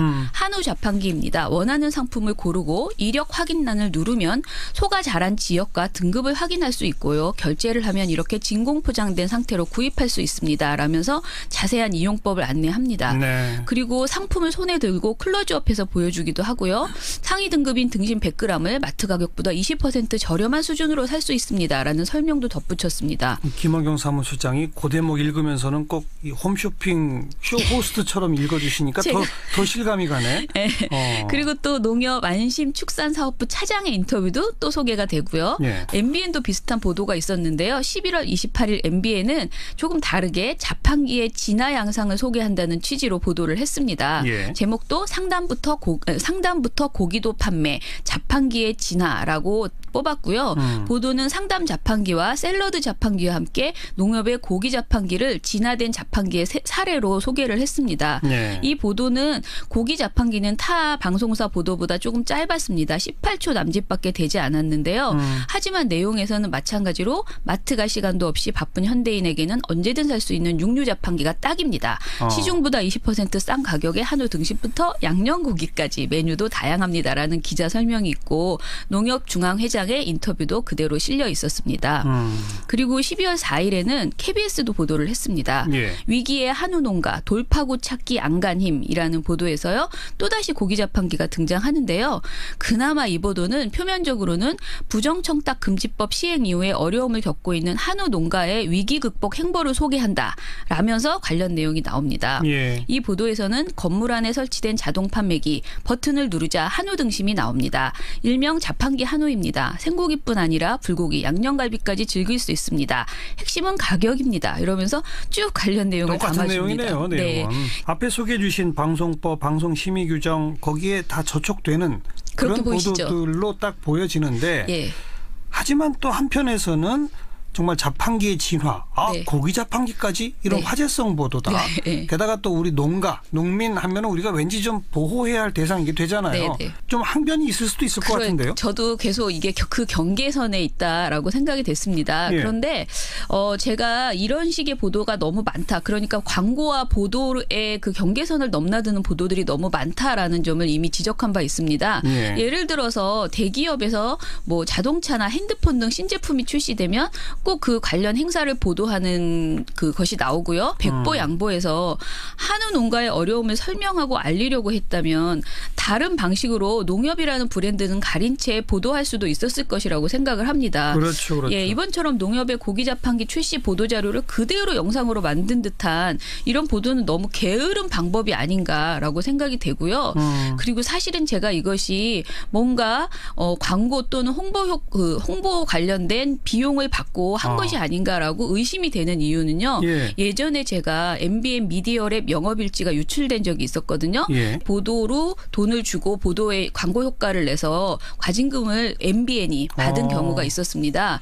그래서 왠지 이게 순수하게 기자의 의도만으로 만들어졌다고 네. 제가 믿지 못하는 그런 부분이 있습니다. 그 MBN 미디어랩 영업일지 유출 사건. 네. 그게 언제였죠? 이게 2015년이었습니다. 그 영업일지를 유출된 걸 확인해 보니까 특정 업체로부터 돈을 받고 뭐 했다 이런 거가 드러난 그런 거예요? 게 많이 드러났습니다. 그래서 결국 처분까지 받았어요? 네. 처분도 받았습니다. 과태료? 뭐 이런 네, 거? 예, 과태료를 받았습니다. 이게 2015년 1월에 구글의 MBN 미디어랩의 영업 1팀의 영업일지가 실수로 유출된 적이 있었습니다. 이것을 썬데이 저널이라는 미국 내 한국계 언론이 그 분석을 하는 보도를 내놨어요. 그런데 이게 굉장히 보도가 전체적이진 않아서 저희가 이 자료를 전체를 입수해서 분석을 해봤습니다. 그 결과 MBN MBN 미디어랩이 명백한 불법 영업행위를 했다라고 보여졌고 실제로 그 영업행위 그러니까 돈을 받고 그 MBN의 실제 방송에 영향을 미쳤다는 점을 저희가 발견을 했습니다. 예. 당시 저희가 지적한 것은 방송법에 방송 편성의 자유와 독립이 규정되어 있잖아요. 그리고 방송 광고 판매 대행 등에 관한 법률이라고 해서 미디어랩법이 있습니다. 그렇죠. 이 미디어랩법에도 방송 판매 대행자가 하지 말아야 될 금지 행위가 있는데요. 이 금지 행위를 보면 정당한 사유 없이 방송 사업자의 방송 프로그램의 기획, 제작, 편성에 영향을 미치면 안 된다. 네. 그리고 우월적 지위를 이용해서 방송 사업자나 광고 대행자에게 부당한 계약을 강요하는 행위를 하지 못하게 되어 있습니다. 네. 그런데 MBN 영업일지를 보면 이렇게 이 조항을 위반하는 듯한 광고 행태가 메모로 많이 남겨져 있었어요. 아하. 저희가 굉장히 많은 사례를 찾아서 이것에 대해서 방송통신위원회에 고발장을 접수했는데요. 네. 2015년 당시 최성주 방송통신위원장은 6개월이 넘는 조사를 거친 뒤에 9월에 결과를 내놨어요. 그런데 실제로 MBN이라는 방송사는 고작 2건의 방송법 법규를 위반했다면서 1,000만 원의 과태료를 받게 되었습니다. 민원인이 여러 건 고발했는데 2건만 인정됐다? 네. 그런데 MBN 미디어랩은요. 그 영업 불법 광고 행위가 많이 지적이 돼서요. MBN 미디어랩에서는 2억 4천만 원의 과징금을 받았습니다. 예. 제가 오늘 말씀드리려는 것은 그 2건의 1,000만 원 과태료를 받은 MBN 방송인데요. 예. 당시 방통위 조사에서 불법 행위로 인정된 것은 경제포커스라는 방송이었어요. MBN. 한전에 대해서 차별적인 상호 노출, 자막 고지, 진행자 언급 등 프로그램과 광고를 명확히 구분하지 않은 채 광고 효과를 주어서 방송법에 규정되지 않은 광고를 제공했다. 그래서 이제 과태료를 부과한다 했습니다. 예. 실제 저희가 영업일지를 봤을 때는 이런 말이 써 있었어요. 금년도 하반기 컬러풀 아프리카 선청구되었던 건 12월 경제포커스에서 소진 예정, 12월 6일 경제포커스에서 자원외교에 대해 다뤄지며 한국전력공사에 부각시킬 예정이라는 메모가 써 있었습니다. 그런데 실제로 MBN 경제포커스를 모니터해보니 공기업들의 해외 자원개발 실패 사례를 나열하다가 느닷없이 성공 사례로 한전을 소개하고 있습니다. 예. 이렇게 말해요. 95년 필리핀 말레 사업을 시작으로 20년간 지속적으로 해외 사업을 추진해온 한국전력공사는 최근 중동을 비롯해 아프리카, 남미 등 전 세계 20개국에서 37개 프로젝트를 진행 중이다라고 하면서 진행자가 한전이 전문회사다 보니 경험이 많은 것 같다라고 칭찬하는 발언도 합니다. 예. 그리고 한전 전문회사로서의 경험 살려 안정적인 자원 확보라는 자막이 나갑니다. 네. 이 전체적인 것이 알고 보니 돈을 받았다는 것이죠. 그러니까 광고 영업하러 다니는 직원의 일지 속에 네. 한전 측이 말하는 어떤 내용은 며칠자 경제포커스에서 어떻게 다뤄질 거다라고 하는 메모가 적혀 있었던 거죠. 있고 예. 그 영업사원의 메모대로 네. 실제로 방송이 되더라는 보도 프로그램에서 거죠. 앵커가 그런 말들을 막 하더라. 네. 그리고 이게 실제로 방통위에서 방송법 위반으로 과태료 받았다. 거죠. 네. 네. 또 하나 있는데요. 예. 농협입니다. 농협은 더 사례가 많은데 방통위가 밝힌 것을 제가 읽어드리면요. 농협에서 판매 중인 과일이나 해산물 등을 소품으로 이용하면서 수차례 상호 노출, 진행자 언급 등 보도 프로그램에서 금지된 간접 광고를 제공했다라고 되어 있습니다. 예. 그런데 저희가 모니터한 것들이 전부 다 여기에서 인정이 됐는지는 저희가 확인할 수가 없었고요. 제가 위에서 말한 것처럼 수차례라고만 방통위에서 밝혔거든요. 그런데 저희 모니터 내용을 말씀드리면 농협 중앙에 관련해서 12월 23일 메모에 12월 2천만 원 협찬 확정, 실질적인 2천만 원 소진은 내년 구정정 신신경제로 소진 원하는 상황이며 일단 청구 명목은 동치미 협찬으로 결정이라고 기록되어 있었습니다. 이것도 영업사원의 일지에? 네네.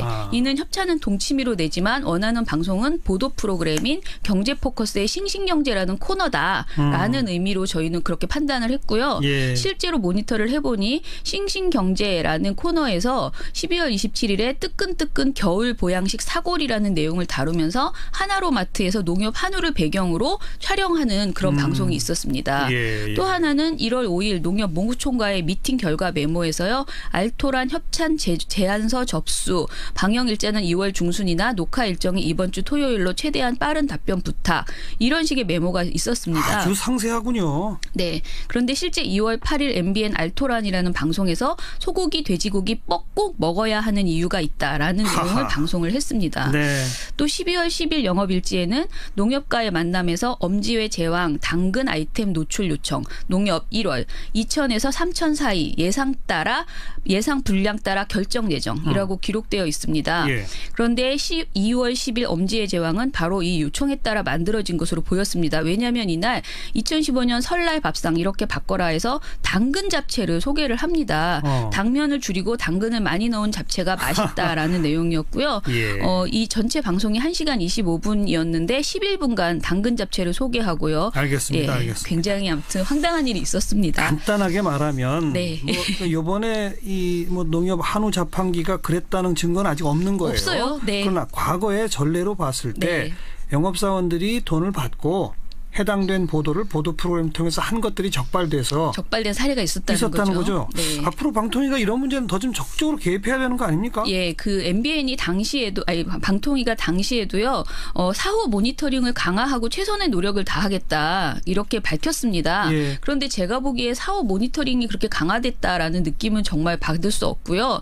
다만 이번 MBN 미디어랩 재허가 과정에서 방송 광고 판매 금지 행위 위반 관련한 공정한 거래 질서 확보 방안 그리고 사회 이사 및 감사제도 개선 등 경영의 투명성, 독립성 확보 방안을 추가적으로 부과를 했습니다. 네네. 특히 방송 광고 판매의 공익성 및 공정성 제고를 위해서 MBN 미디어랩과 MBN에 대해서 방송 광고 판매를 목적으로 방송 프로그램의 기획, 제작, 편성 등에 영향을 미치는 행위를 금지한다라고 이에 대해서 준수할 수 있는 이행각서를 내놔라. 이렇게 재허가 조건에 걸었습니다. 네. 그러니까 이런 움직임이 이제 시작됐다라고 보면 되고요. 예. 저는 좀 더 우리가 많은 시청자들이 방송에 나오는 내용을 그대로 믿잖아요. 그러니까요. 그렇기 때문에 이것을 방통위가 좀 정확하게 규제를 하고 강화해야 될 것 같습니다. 여러분들도 이제 보도 프로그램을 보면서 뭔가 특정 상품이나 특정 회사를 일부러 좀 띄워주는 것 같은 보도가 나오면 의심해봐야 됩니다. 네, 맞습니다. 의심해봐야 돼요. 네. 수고하셨습니다. 감사합니다. 민주언론시민연합 김원경 사무처장이었습니다. 라고 저는 기대하고 있습니다. 예. 만약 원내대표 되시면 바른정당과의 관계는 어떻게 해가실 겁니까? 바른정당 지금 현재 바른정당에 자리하고 계신 분들은 언제든지 저희하고 같이 할 수 있는 분들입니다. 지금 2차에 걸쳐서 돌아오셨는데 지금 먼저 오신 분들뿐이 아니고 그분들은 오히려 저희들하고 더 가까운 어떤 이념적인 공통점을 갖고 있으리라 저 생각하고요. 빨리 오셔갖고 하고 더 나가서 우리 홍 대표께서 셋문은 열려 있다 총장께서 뒷문도 열어놨다 이렇게 왜 뒷문으로 들어오고 셋문으로 들어옵니까? 대문 활짝 열어놓을 것이고 또 담도 허물어서 우리 혹시 국민의당이 분할이 된다면은 우리 쪽 보수 중도 쪽에 있는 의원들은 또 안철수 의원도 저희와 함께하면은 참 멋진 선의 경쟁 속에서 알겠습니다. 정권 제 도움이 될 것 같습니다. 안철수 의원까지 대문 활짝 열고 받아들이겠다 이 말씀으로 듣죠. 고맙습니다. 멋지지 않습니까? 네. 고맙습니다. 자유한국당 한성교 의원이었어요.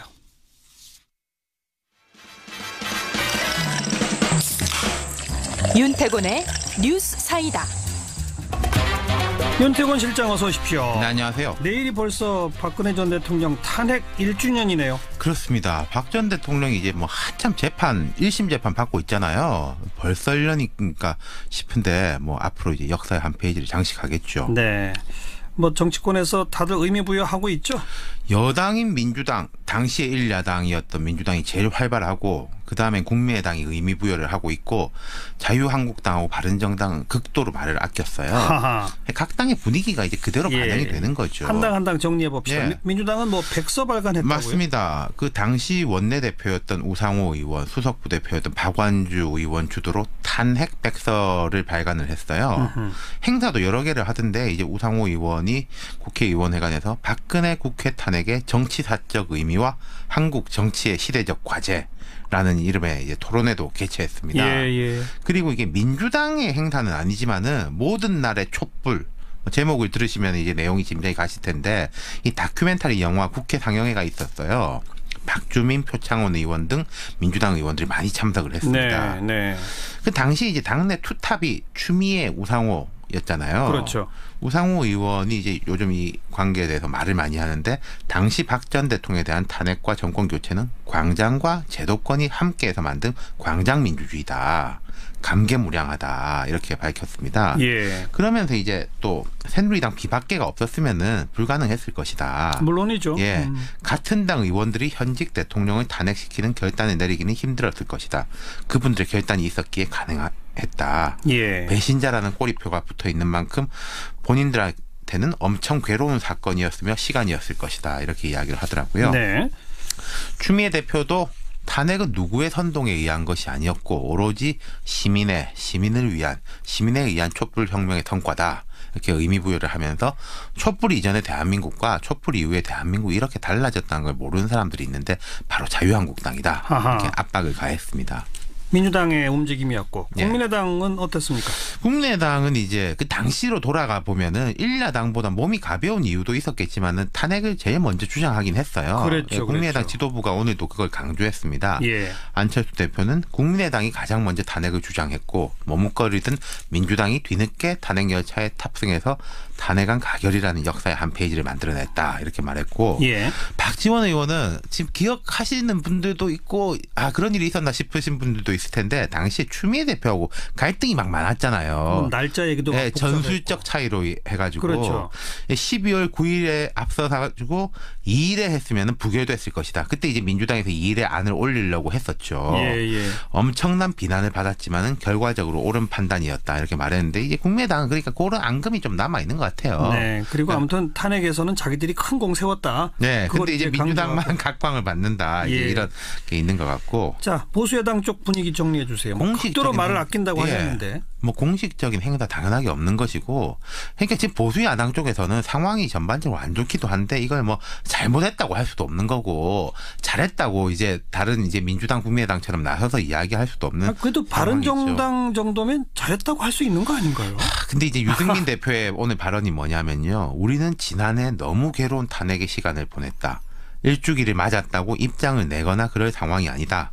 민주당, 국민의당, 정의당 등과 달리 우리는 굉장히 괴롭게 탄핵한 사람들로서 할 말이 없다. 이렇게 말했어요. 지금 이게 당이 또 쪼개지고 뭐 왔다 갔다 하고 그런 상황이지 않습니까? 바른정당만 해도. 아마 다른 의원들도 비슷한 것 같았어요. 김무성 의원, 이제 자유한국당으로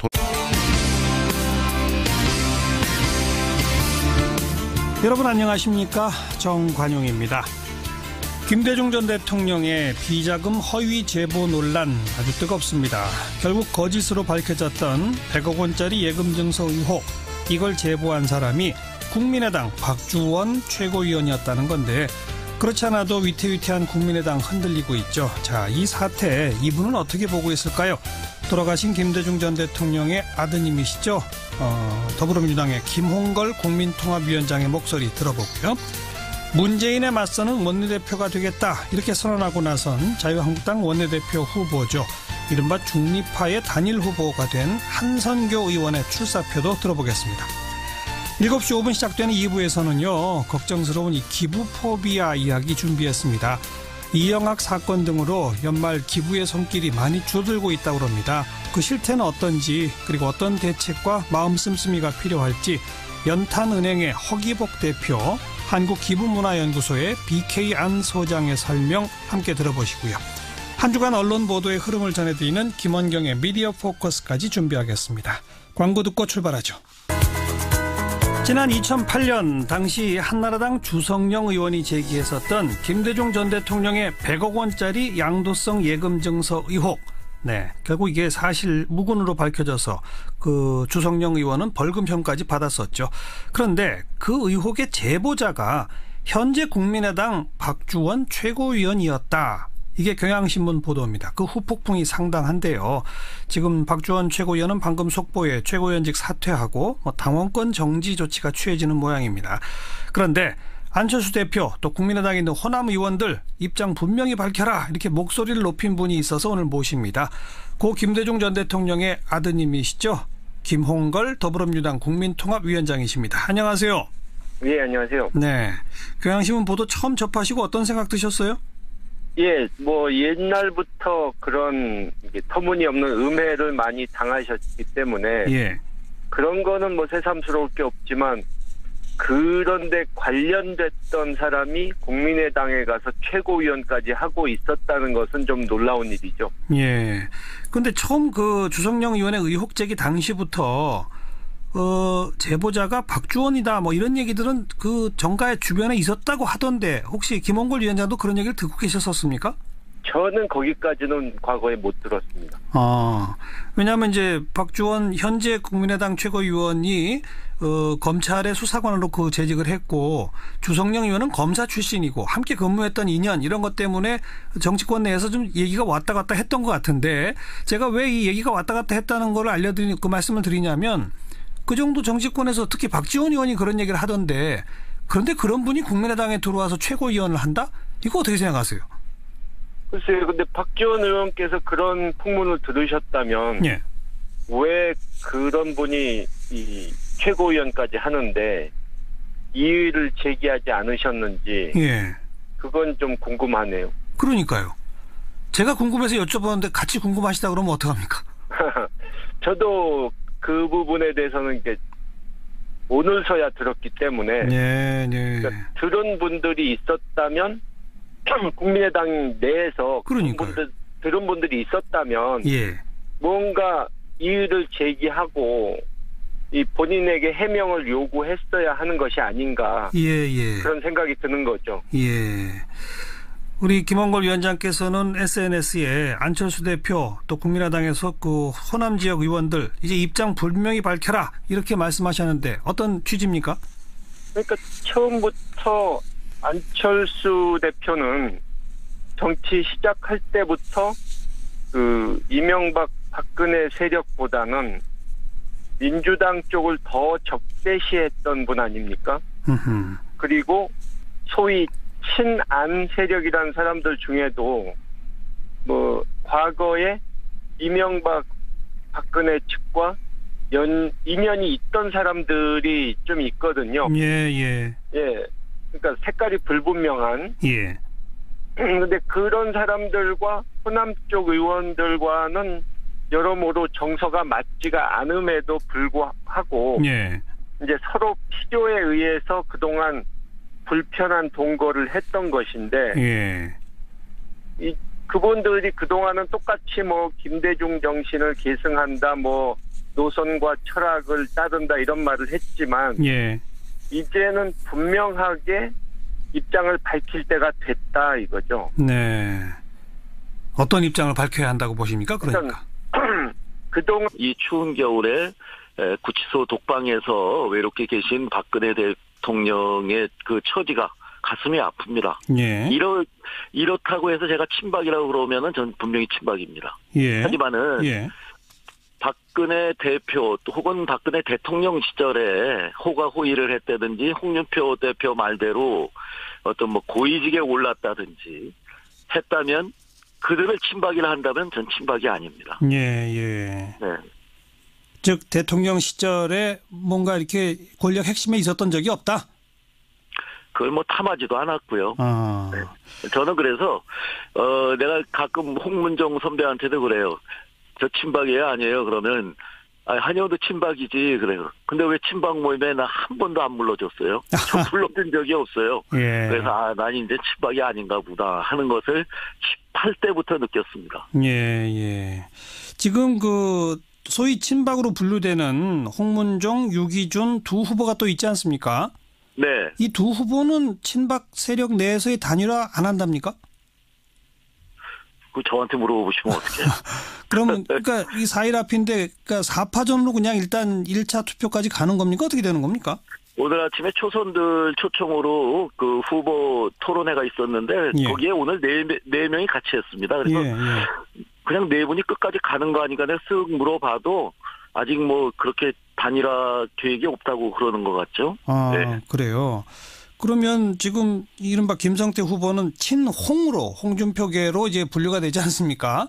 그래서 언론에서 그렇게 얘기해요. 그러니까 구도를 그러면 친홍 대 반홍, 홍준표 대표의 사당화를 막자 이렇게 가려면 사실은 한성교 의원까지를 포함해서 유기준, 홍문정 세 후보가 다 단일화를 해도 시원찮을 판인데 이 4파전으로 가면 어떻게 될까요? 그러니까는 이제 친박과 저와의 단일화 말씀을 하시는 것 같은데요. 예. 그러면 소위 저희를 지지해주고 계신 지금 중간에 계신 중립지대에 있는 의원들에 대한 예의도 아니고요. 예. 또 우리가 개파 종식하자는 중립 선언의 정신에도 맞지 않는다고 생각합니다. 예. 결국에는 범친박이 모여서 반홍의 세력을 구축했구나. 결국 도로 어떤 구도의 싸움이고 개파의 싸움으로 가는구나. 예. 그건 제가 원하는 것은 아니라서 예. 그러한 또 한 번의 단일화는 저는 현재로서는 그렇게 좋은 것 같지는 않습니다. 예. 1차 투표에서 무난히 과반을 얻을 자신 있으십니까? 어떠세요? 아니, 그거 없습니다. 그저 2위를 하면 좋겠습니다. 2위 하면 그러면 뒤집을 수 있나요? 그렇게들 예상들은 하고 있습니다.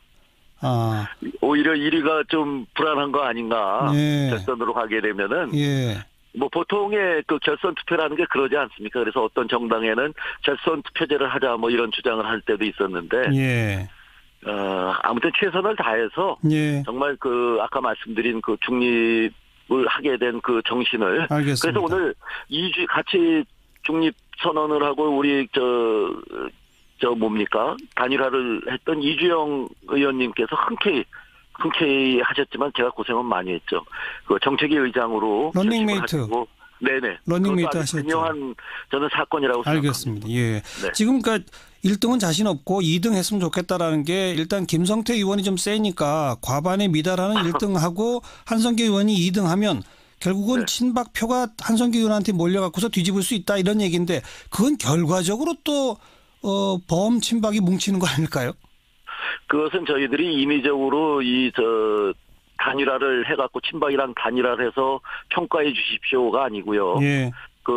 그런 과정을 거치지 않고 1차 투표를 했는데 안 돼서 의원들 개개인이 네. 이거는 이쪽으로 이렇게 뭉쳐서 우리 표를 줘서 이쪽으로 가는 것이 훨씬 앞으로 당에 예. 앞날을 봐서 좋을 것이다. 그건 확실히 성격의 차이는 있습니다. 알겠습니다. 홍준표 대표가 다음 원내대표가 뽑히면 내가 원내 일에 직접 관여하겠다 이렇게 말했는데 이 발언 어떻게 보세요? 저는 그걸 오해하진 않습니다. 왜냐하면 또 정우택 대표와는 연령도 비슷하시고 홍 대표 말씀대로 본인이 당대표 되기 전에 원내대표도 되셨고 예. 서로 스타일이 안 맞으셔갖고 서로의 위치 이 범위를 존중해 줬다고 생각하는데 예. 그분이 얘기하는 관여하겠다는 여러 가지 충고도 하고 조언도 주고 협력도 하겠다는 뜻으로 받아들이지. 예. 과거 우리 권위주의 시대의 제왕적 총재 밑에 원내 총무격으로 생각하겠다. 예. 이거는 시대착오적인 발상이라 그분이 그 정도 생각하실 분은 아니에요. 안에 내세웠던 것은 거짓이란 것이 이제 지금 계속 밝혀지고 있지 않습니까? 예. 안철수 대표만 해도 지난 연초부터 대선을 앞두고 계속 우클릭을 해가지고 바른정당과 통합하겠다고 적극 나서고 있고 예.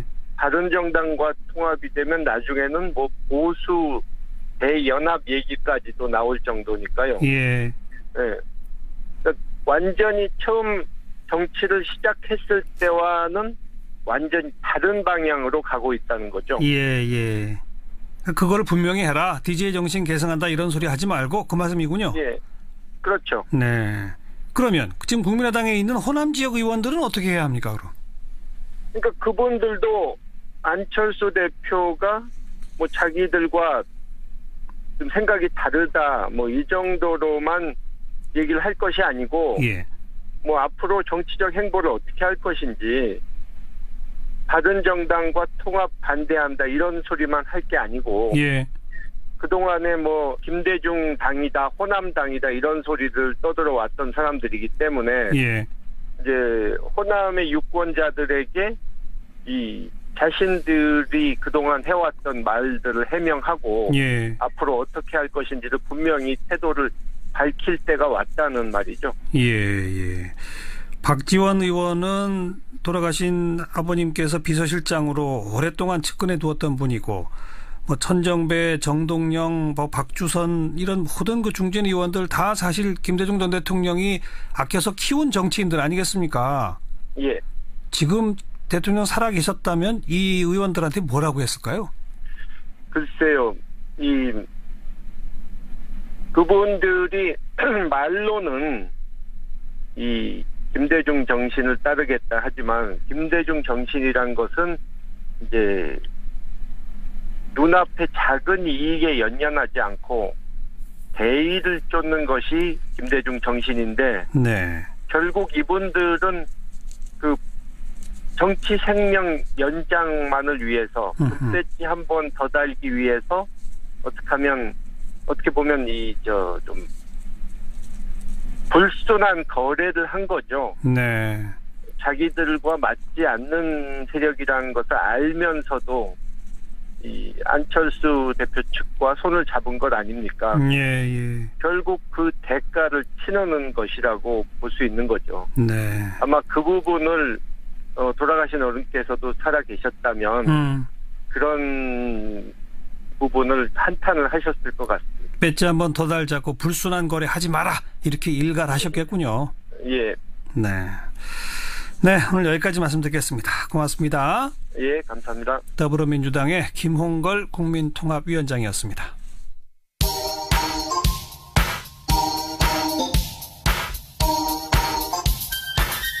시사자키 정관용입니다. 여러분은 지금 CBS 라디오와 함께하고 계십니다. 저는 출근길 김현정의 뉴스쇼 김현정입니다. 4일 앞으로 다가온 자유한국당 원내대표 경선, 이른바 중립지대 후보들 세 분이 단일화 과정을 거쳐서 한손교 의원을 중립지대 단일 후보로 선출한 바 있죠.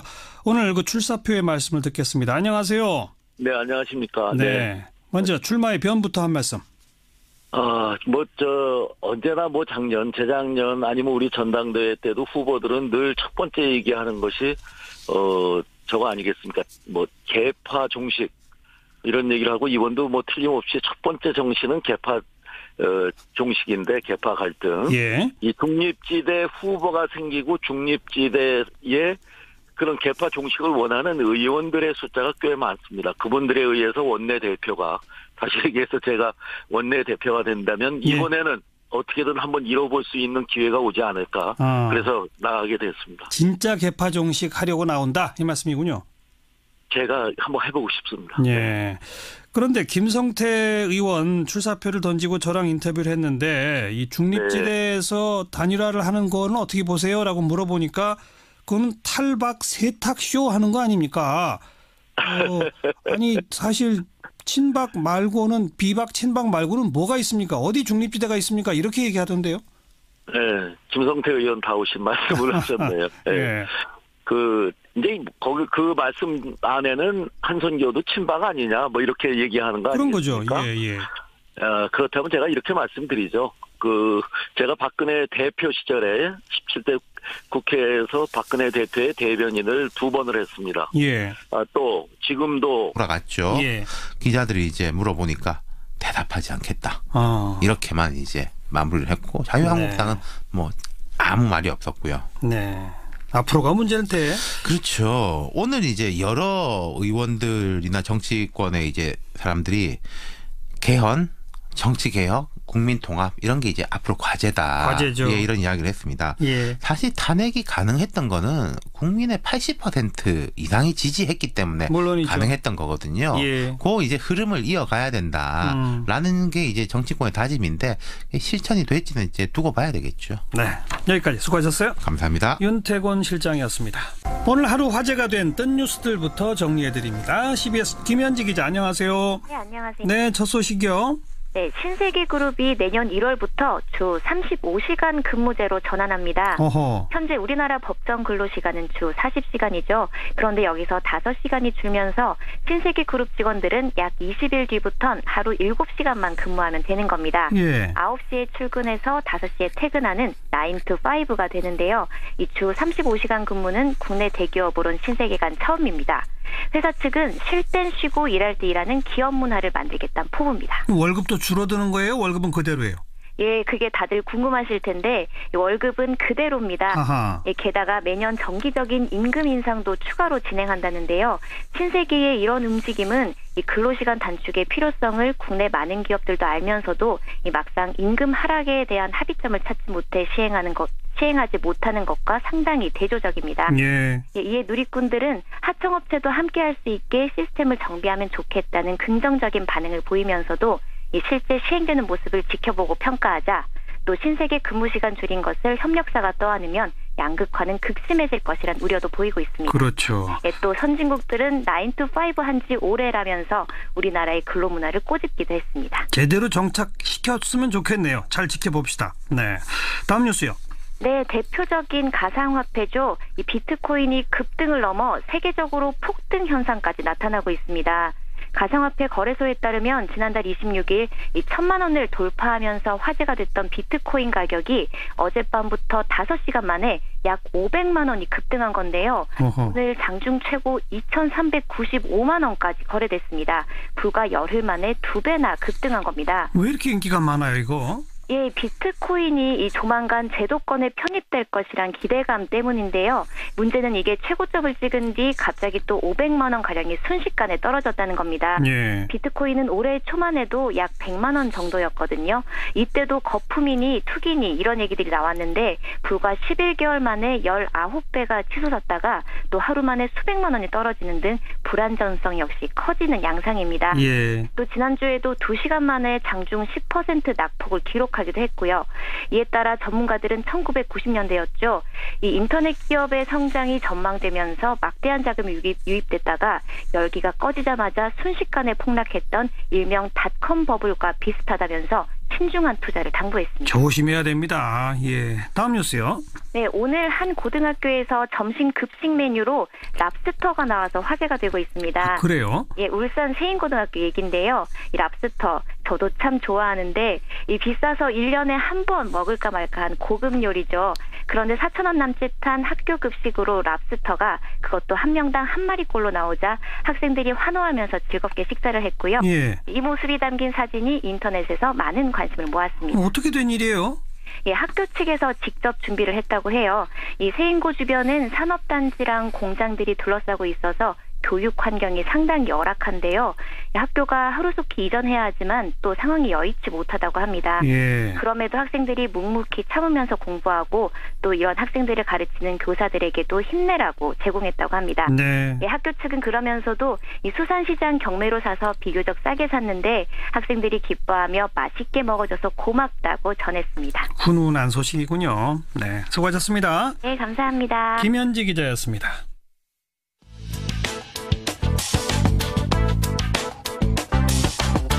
궁금한 뉴스, 만나고 싶은 사람. 시사자키 정관용입니다. 2부를 듣고 계십니다. 기부포비아라는 단어 들어보셨습니까? 내가 낸 후원금이 엉뚱하게 사용되는 거 아닐까? 차라리 후원하지 말자. 이런 생각으로 기부에 대해서 반감을 갖게 되는 현상을 일컫는 단어입니다. 일명 어금니 아빠 이영학 사건 이후에 우리 사회에 이런 기부 포비아가 확산되는 거 아니냐 이런 우려가 제기되고 있는데요. 자, 오늘 이 문제 한번 진단해보죠. 먼저 저소득층의 연탄을 후원하는 단체입니다. 연탄은행 허기복 대표를 연결해서 올겨울 후원 상황 들어보겠습니다. 허기복 대표님 안녕하세요.